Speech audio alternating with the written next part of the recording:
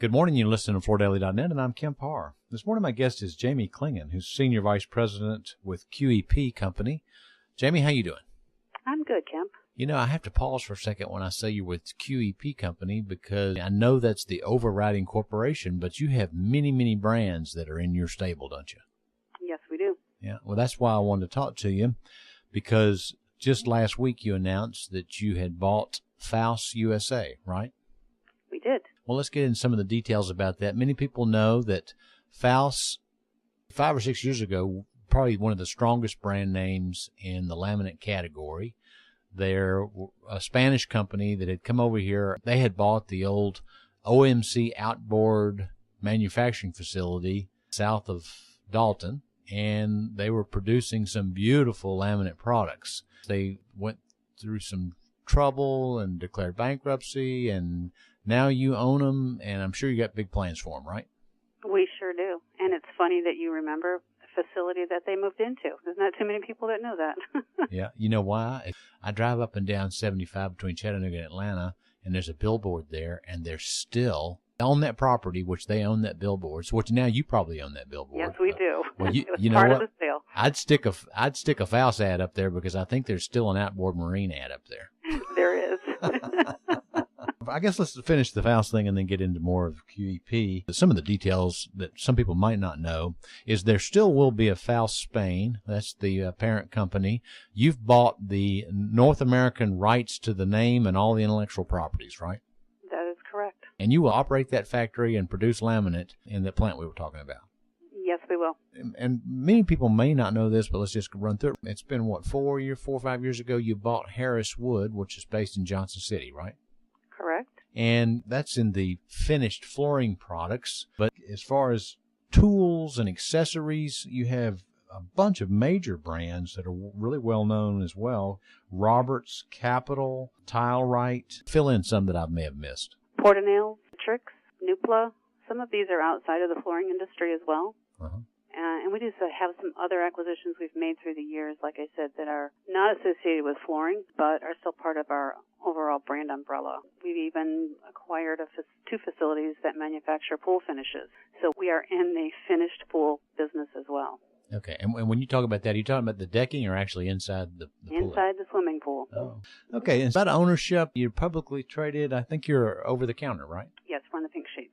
Okay. So what's the first thing you do after you acquire the North American rights to the Faus name and the ability to manufacture laminate? Well, I know the first thing we did prior to acquisition, was contact all of the customers, because we were acting as the sales and marketing arm for Faus for a few months prior to the acquisition, which gave us an opportunity to go out and actually sit with each of the customers, find out what was working, what wasn't working, what they liked about the line, what they didn't like, what we were missing in the line. So we've had a little bit of a head start, so it's been nice. We've gone out and really reviewed the line. We'll be going back to the customers with a shortened lineup as we work on new designs.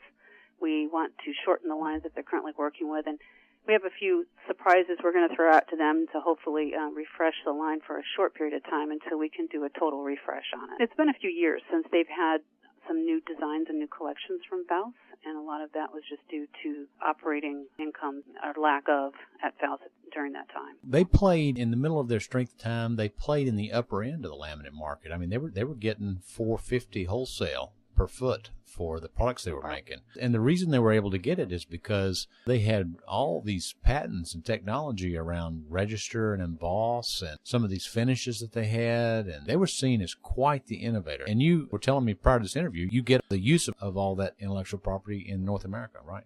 Yes, we do.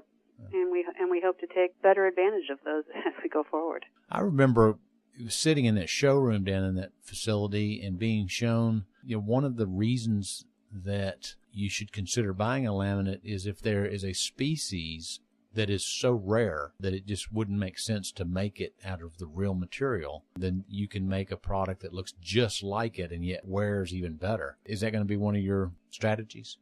Well, I think it is. Obviously, Faus never was a Me Too, and I don't think they would survive today being a Me Too. So, you mentioned prior about them being at the higher end of the laminate industry.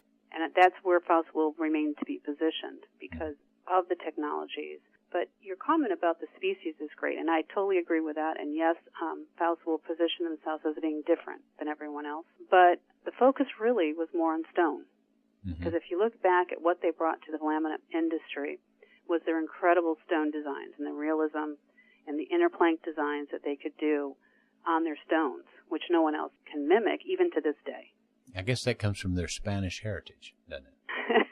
Maybe it does. There are some synergies I can see here. Obviously, a big part of your all's focus is floor covering and either on the tool side, accessory size, or finished products. Now you're talking little synergies here with Harris. So will there be ways that you'll be able to combine sales force or distribution method, or I'm thinking there's synergies there. Am I right?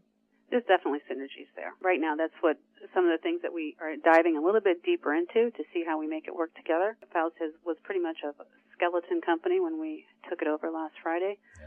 So we're going to be really relying on our infrastructure to start with. So we will be expanding that infrastructure, but we tend to, as a company with QEP, we tend to play with our strengths of sales and trying to move more volume through the same channels than confusing the market. I remember one of the last plays that Faus did was that they decided that they were going to skip going through distribution and going direct. What will your method to market be now as the owner of it? Currently, they did make a mistake with that and many years ago, and then they came back and went back into distribution. Okay. So that was their current method for Faus today, is through existing distribution. Some of those distributors are new to QEP, Harris Wood. Some are people we're already doing business with, which is thus a synergy for all of us.